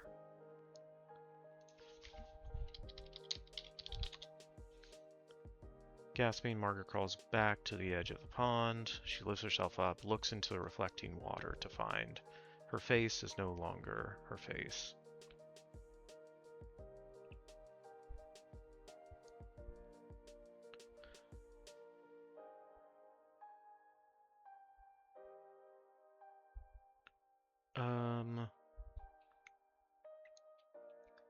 Her face is no longer her face. It's more rounded.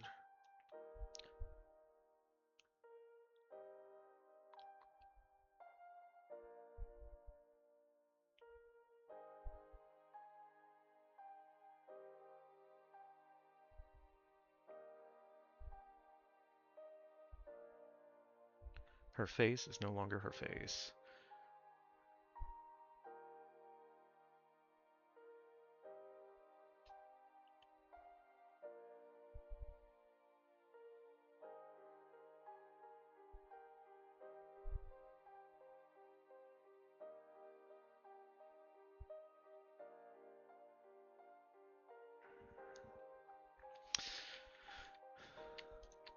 I feel like that doesn't quite work. She looks into the reflecting water to find her face is more rounded, her cheekbones softer. Captivated, she continues to examine her new face. Her eyes are a different color, closer together. Her nose shape altered, her mouth wider. Margaret, her face transformed, climbs to her feet.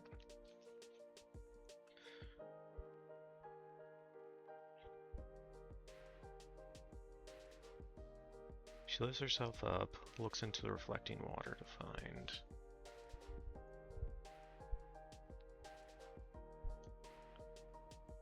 Alright, one sentence at a time. Lifting herself up.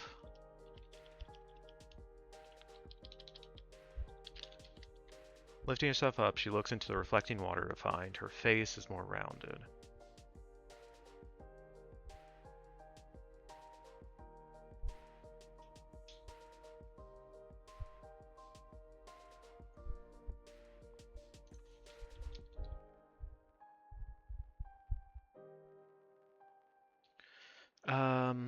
Yeah, there needs to be a word there.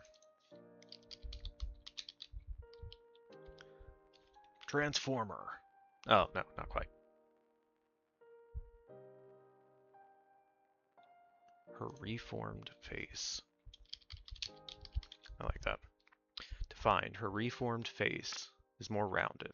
Her cheekbones are softer. Her reformed face is more rounded. Her cheekbones are softer.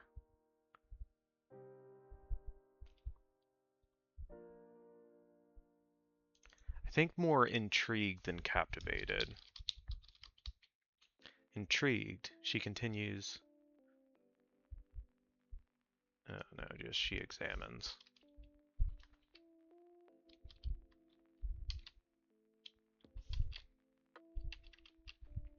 Intrigued, she examines her new face. Her eyes are a different color and closer together.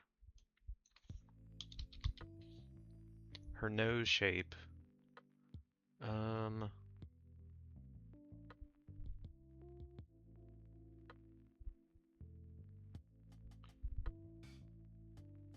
nose a different shape.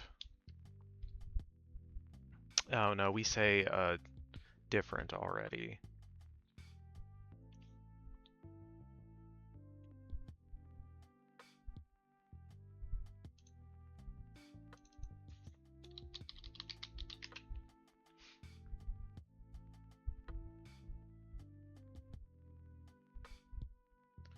Different than the same, distinctly or separate. No.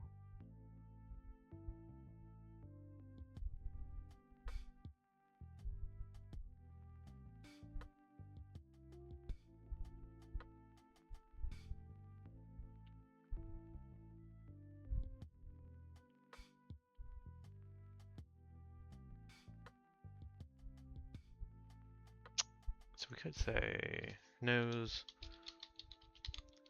a change shape.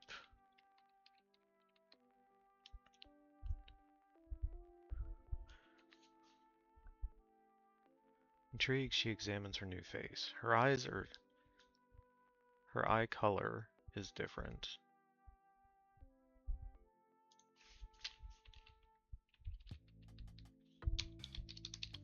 Her eye color different. No, because that ruins the second part of that phrase. Her eyes are a different color and closer together. Her nose.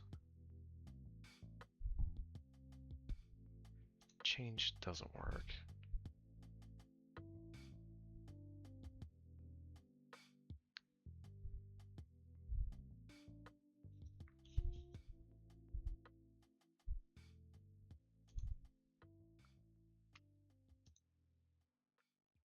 We can just say her nose altered, her mouth wider. I think that should work.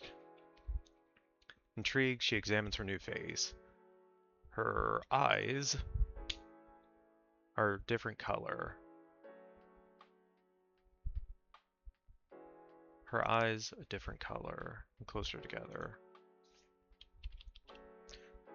Intrigued, she examines her new face. Her eyes a different color and closer together. Her nose altered, her mouth wider. Margaret, her face transformed, climbs to her feet.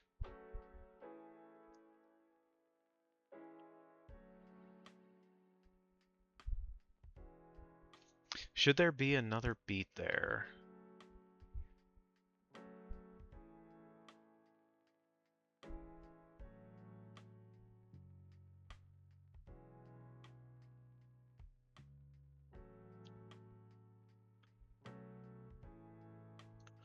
We also need to add 1627. Yeah.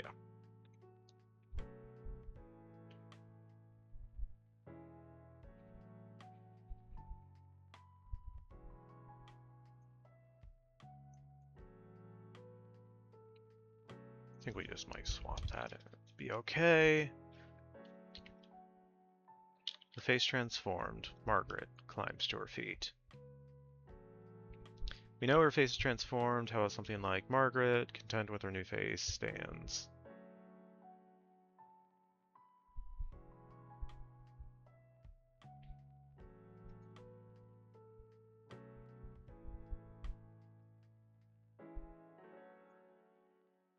Yeah.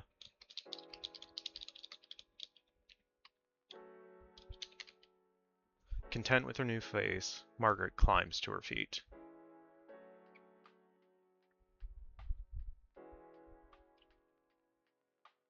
Yeah, I think that works.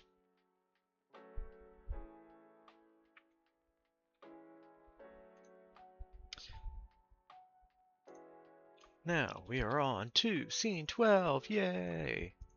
Alright, so...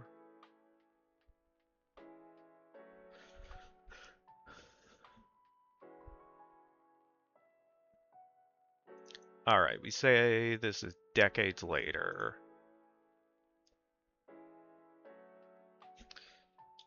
So we can say this is, what, 16...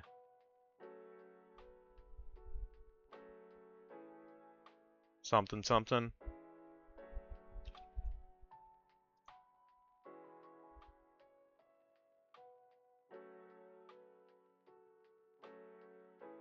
Because this will be the same time as the Shawnee stuff.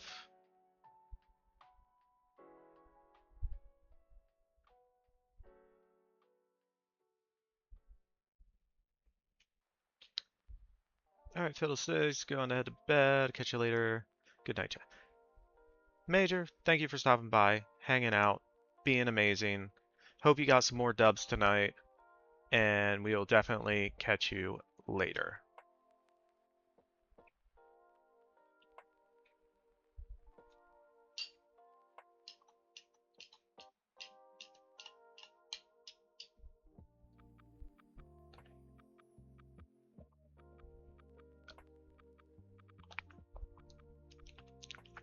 Oh, yeah, it is just about the end of stream time, too. So we'll be wrapping up shortly.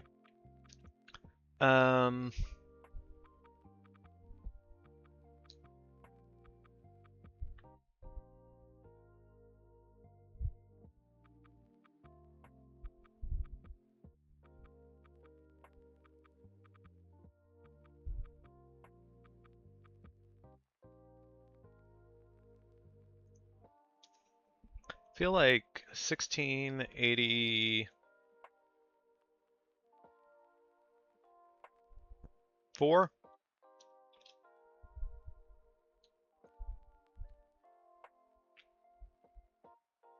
Sure, why not? Alright.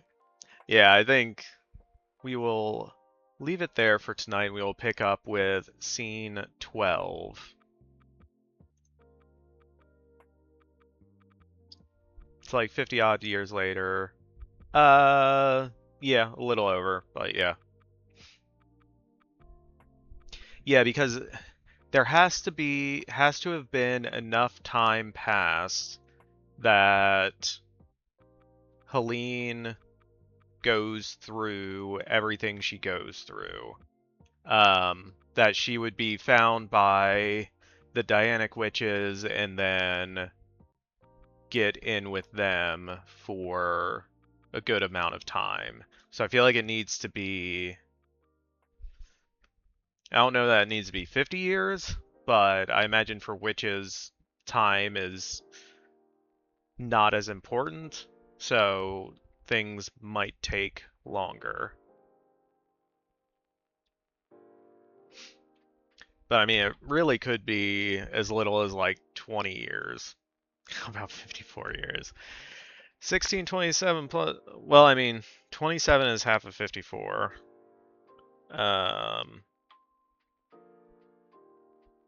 So that would be what, 81?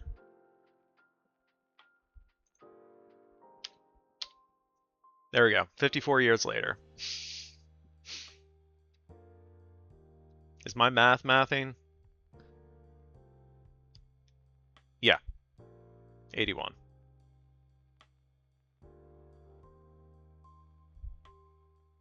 Yeah, we can do that. It's fine.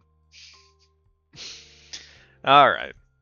That is editing for today. I'm going to disappear, but worry not. We are going to try to find someone to raid over to.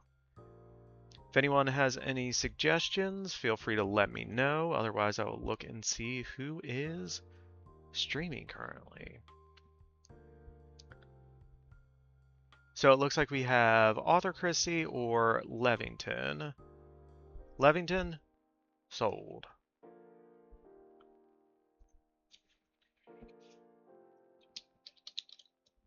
Raid. Levington _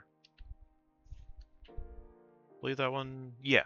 All right. Yeah, we're gonna raid over Levington. It looks like he's working on writing some stuff, so we will see what he's up to. Thank you to everyone who stopped by, hung out, lurked, chatted, all the stuff, all the things. I appreciate everyone stopping by. I will be back on Thursday, where we'll pick up, do some more editing and things. Yeah,